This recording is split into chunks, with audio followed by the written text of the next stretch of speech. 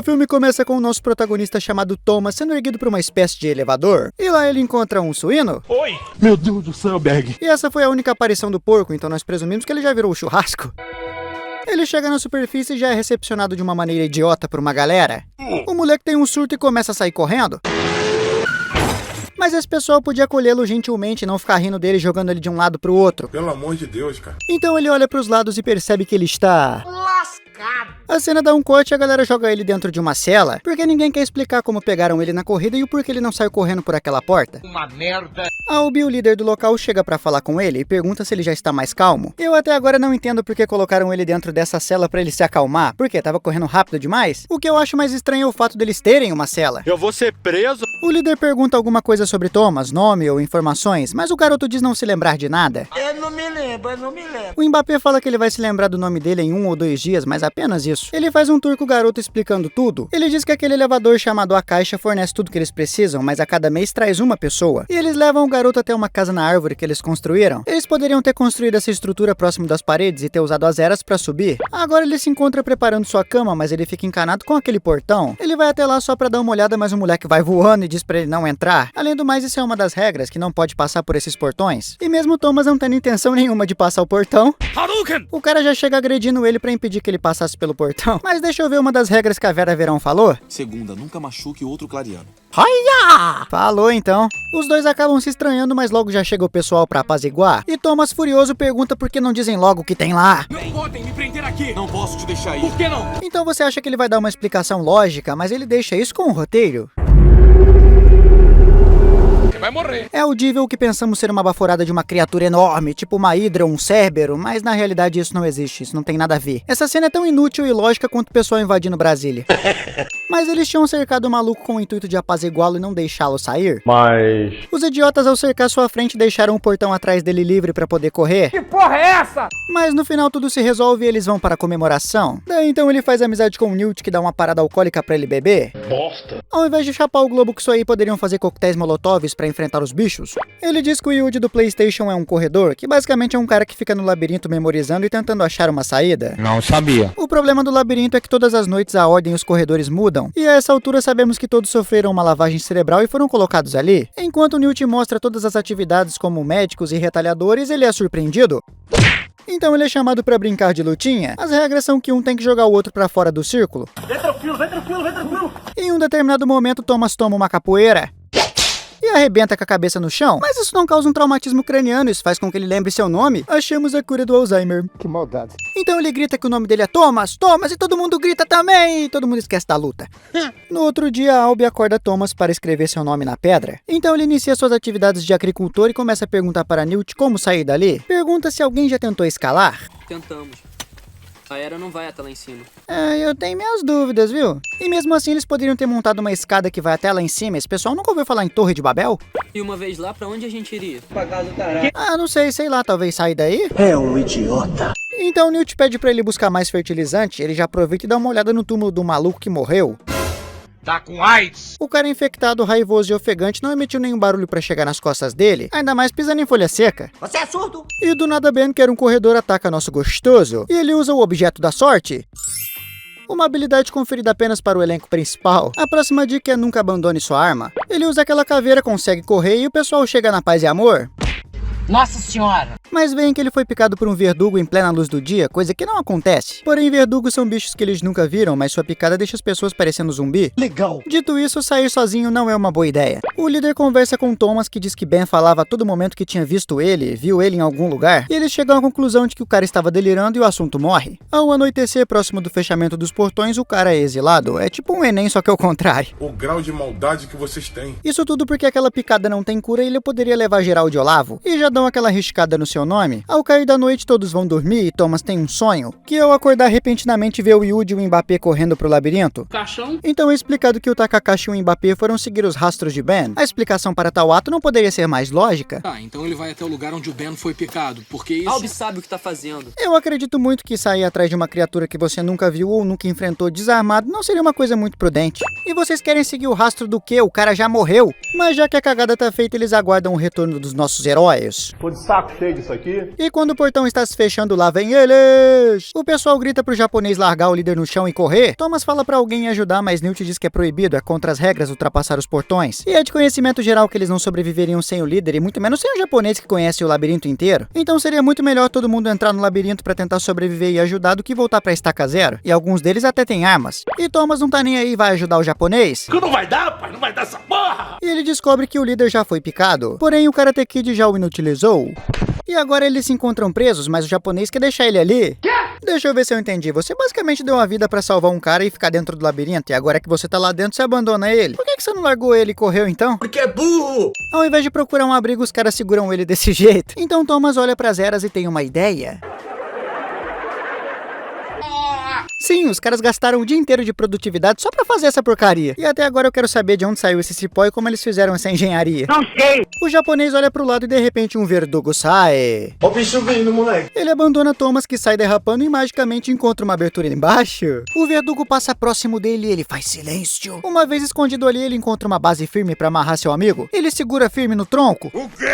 E ele sai com tudo fazendo a maior barulheira com as folhas e entrega sua posição. Ele nem sabia se o bicho tava ou não ali por perto. Demência? O bicho volta pra ver que foi aquela barulheira, então ele vai olhar. Sumiu. Ele poderia voltar pro esconderijo e passar a noite ali. Se liga. Então, por razões irracionais, ele começa a andar, mas o verdugo estava caçando ele. Bonito. É, lindo. Mas o bicho que tem perna de metal e faz ruído a cada passo conseguiu ficar mudo pra surpreender nos protagonistas. Isso é uma dádiva dos ninjas. Ué. Então, a partir daí, Thomas sai correndo. E ele salta sobre uma pedra e começa a praticar escalada. E quando o bicho vai pegá-lo, a cena já corta pra ele lá em cima. Porque se o bicho usasse o ferrão pra acertar as costas dele, ia ser covardia. E estando encurralado, ele dá um salto e se agarra nas plantas. E do nada as plantas cedem e jogam os dois pro chão, mas acaba prendendo o bicho. E como se já não fosse esquisitice o suficiente, o japonês esbarra nele. E quase infarta o moleque numa coincidência danada. É a verdade. O japonês vê um corredor se fechando e fala que pode despistar o bicho ali. E Thomas tem a ideia de ficar pra trás, atrair o bicho e prensá-lo na parede que está se fechando. E essa merda dá certo. Por que não? Mas o que eu vi foi um cara correndo a milhão e um japonês parado bem na porta que estava se fechando, então ele não deu espaço pro cara passar. Thomas deve ter feito isso pra sair da frente. Sai daí. E no dia seguinte eles retornam falando que mataram o verdugo, que teve muita corrida e aventura. Ação e adrenalina. Eles fazem uma audiência / julgamento no mesmo dia. Que merda, hein? E Gali condena as ações do moleque, já que ele quebrou as regras, e diz que os verdugos e eles coexistiam há 3 anos, e agora que um morreu, vai acontecer coisas piores, e fala que ele tem que ser punido. O japonês, que é um corredor líder, o defende e diz que tem que transformá-lo em um corredor, e diz que está na hora de parar de ter regrinhas e ter medo e enfrentar a parada. Mas a audiência é interrompida quando o barulho da caixa sobe e aparece uma menina. Ela carrega um bilhete dizendo que ela é a última. Ela acorda por alguns segundos e diz o nome de Thomas, e depois volta a desmaiar. Preguiça. Quem criou esse filme e esse labirinto não se preocupou em colocar uma menina no meio de 50 marmanjos que nunca viu uma mulher na vida e com os hormônios à flor da pele. Agora, além de verdugos, ela vai se preocupar com assédio? É verdade.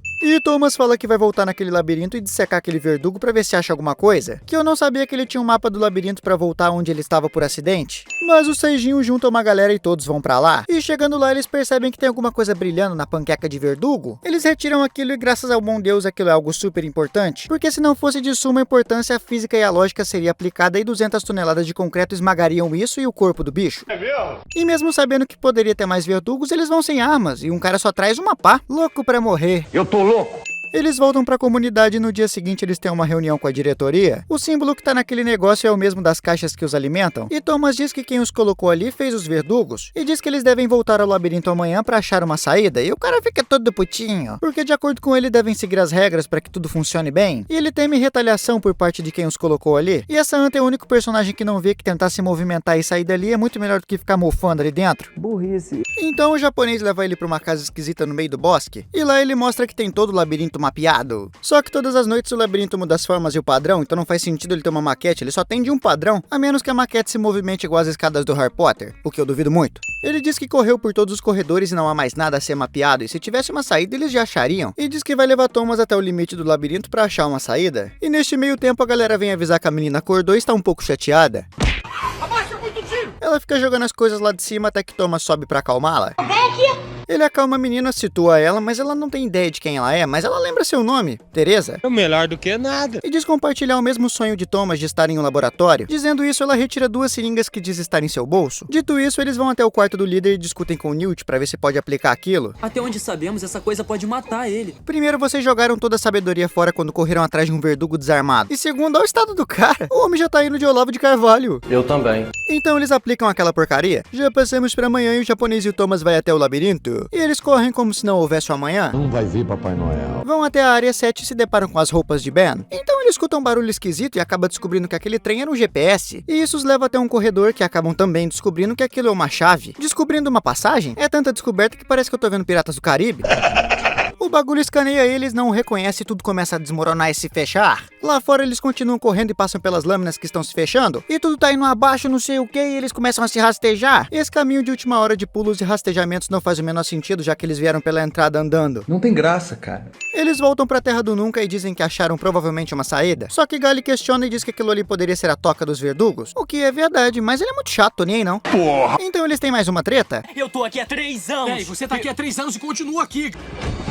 A menina chega falando que Albie acordou, e ele diz que se lembra de tudo mesmo, até antes de vir pro labirinto. E diz para Thomas que ele era o favorito da galera e por que ele fez isso. Mas o que é isso? E antes de responder o que é isso, acontece uma parada esquisita. Os portões não se fecham e agora os 4 começam a abrir de uma vez. Vai dar merda! Oi! Os verdugos começam a invadir o lugar e a confusão começa. Eles deveriam ter preparado sua base há 3 anos atrás para um possível ataque. Então eles resolvem se esconder no meio do mato e o animal que está junto com eles traz uma tocha, que entrega sua posição e arrisca queimar a plantação. Parabéns, Zé! Então, no meio de muita confusão, tripa voando, gente morrendo e burros fazendo burrices, eles dão de cara com um bicho desse e a menina logo taca fogo no bagulho. Ô, gás!